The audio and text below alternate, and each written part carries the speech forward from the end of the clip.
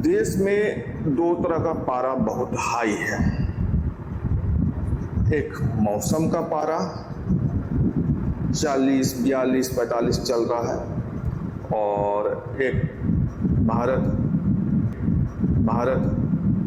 के लोकतांत्रिक व्यवस्था में 5 साल में आने वाला महापर्व चुनाव का पारा, क्योंकि चुनाव अंतिम दौर में है। आज छठा फेज का चुनाव हो चुका है और 7वां फेज का चुनाव 1 तारीख को है। नमस्कार दोस्तों, मैं अमित कुमार और आपका बहुत बहुत स्वागत करता हूं अपने YouTube चैनल पर।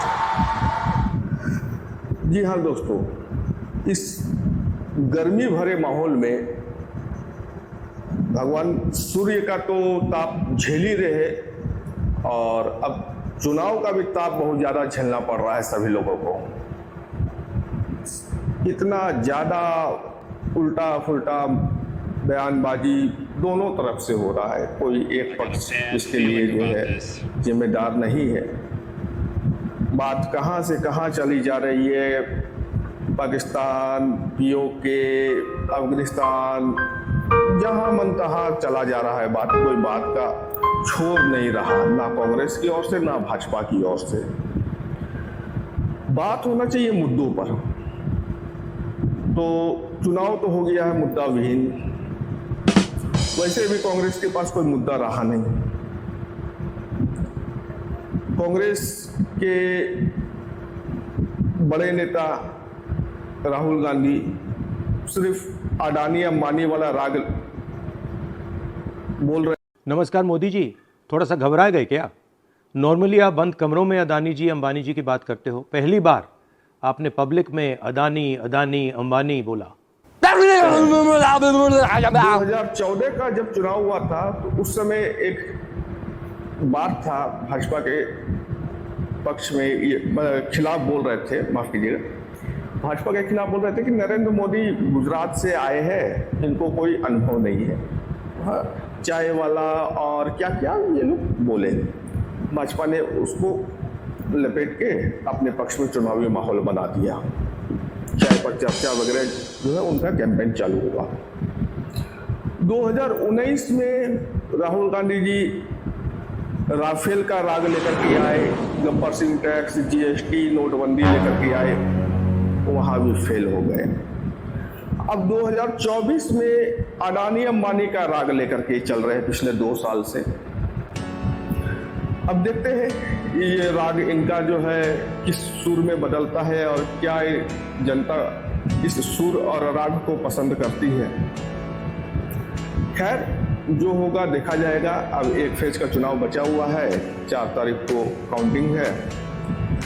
लेकिन वर्तमान में जो स्थिति है उस स्थिति के अनुसार कांग्रेस किसी भी तरीके से कॉन्टेस्ट नहीं कर पा रही है भाजपा से। इसके नेता भले बोल रहे हैं भाजपा 148, 40, 50, 60, 80 जो भी रुक जाए, लेकिन वर्तमान परिस्थिति और सभी ओर से किए गए आकलन और सर्वेक्षण के आधार पर, मीडिया सर्वेक्षण का जो रिपोर्ट आ रहा है उसी आधार पर मेरा अपना कुछ नहीं।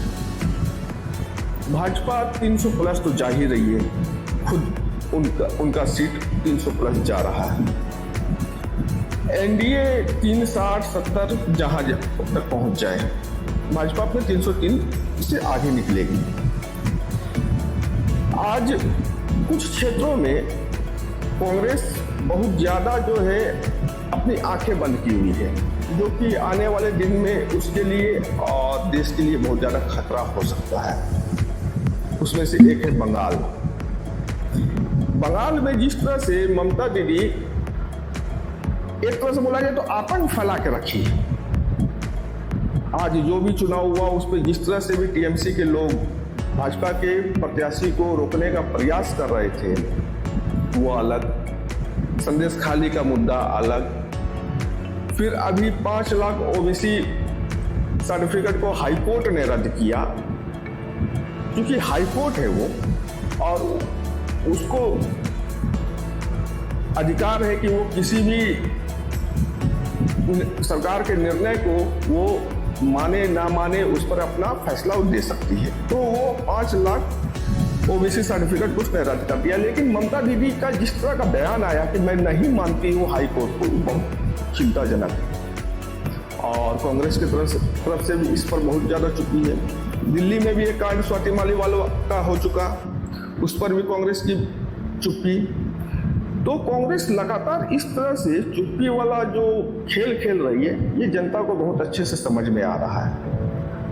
और आने वाले दिन में जनता इस चुप्पी का जवाब अपने वोट से बहुत मजबूती से देगी, खासकर बंगाल में तो देगी ही, क्योंकि बंगाल में जनता चुपचाप वोट करती है।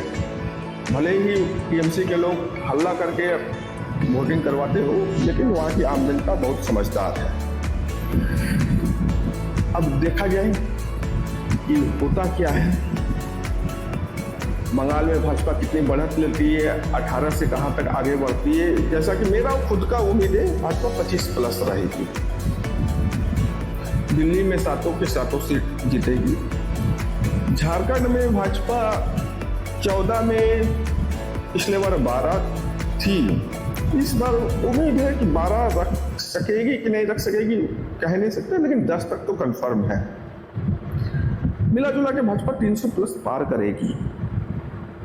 एक और देख लेते हैं 1 तारीख वाला इलेक्शन, उसके बाद मैं फाइनल आपको रिपोर्ट दूंगा, जिसका इंतजार करिएगा। और वो रिपोर्ट बहुत गहन अध्ययन और सर्वेक्षण के बाद होगा, उसको एक बार आप लोग जरूर देखिएगा। 1 तारीख के बाद का वीडियो या 1 तारीख के दिन ही मैं उसे रिलीज करूंगा, और उम्मीद है कि उसी के आसपास रिजल्ट रहेगा। क्योंकि पिछले बार मैंने जो सर्वेक्षण किया था 306 का, तो 303 आया था। उस समय मैं यूट्यूब में नहीं था, तो अलग बात है कि कहीं उसकी चर्चा मैं नहीं कर पाया। लेकिन इस बार मैं आप लोगों के सामने अपना विचार और अपना एनालिसिस और अपना प्रेडिक्शन रखूँगा। देखिए, और अच्छा लगे तो आशीर्वाद दीजिए, सब्सक्राइब कर दीजिए, और देखते हैं। और इसी के साथ विदा लेते हैं। जय हिंद, वंदे मातरम, भारत माता की जय।